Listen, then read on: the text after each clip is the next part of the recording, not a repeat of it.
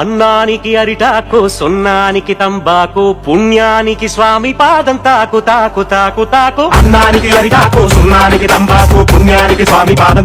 అందరికి నమస్కారం.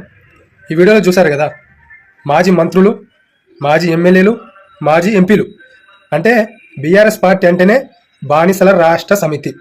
కేసీఆర్ దగ్గరికి వెళ్ళి మరి పక్కన కూర్చోబెట్టి మాట్లాడరు. వాళ్ళు కేసీఆర్ గారు పక్కన కూర్చోబెట్టి మాట్లాడరు. డైరెక్ట్ రావాలి, వాళ్ళ కాళ్ళ మీద పడాలి. అయితేనే రాబోయే ఎన్నికలలో వాళ్ళకి ఎంపీ సీట్ కానీ ఎమ్మెల్యే సీట్ కానీ ఇస్తారు. ఇలాంటి ఎమ్మెల్యేలు, మాజీ ఎమ్మెల్యేలు కానీ మాజీ మంత్రులు కానీ వీళ్ళు రేవంత్ రెడ్డి గారి గురించి మాట్లాడుతూ ఉన్నారు. వీళ్ళు మాట్లాడుతుంటే హాస్యపదంగా ఉంది.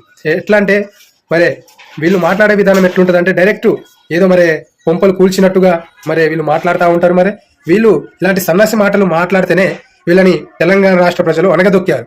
కాబట్టి రాబోయే ఎన్నికలలో కూడా మీ యాటిట్యూడ్ చూసి, మీ ఓవర్ యాక్షన్లు చూసి కూడా మళ్ళీ అధికారంలో రాకుండానే తెలంగాణ ప్రజలు చేస్తారని నేను మనస్ఫూర్తిగా తెలంగాణ ప్రజలని కోరుతా ఉన్నాను.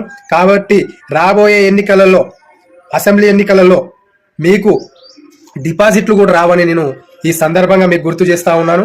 బీఆర్ఎస్ అంటేనే బానిసల రాష్ట్ర సమితి. మళ్ళీ గుర్తుపెట్టుకోండి, బానిసల రాష్ట్ర సమితి. వాళ్ళు బానిసలాగానే ఉంటారు.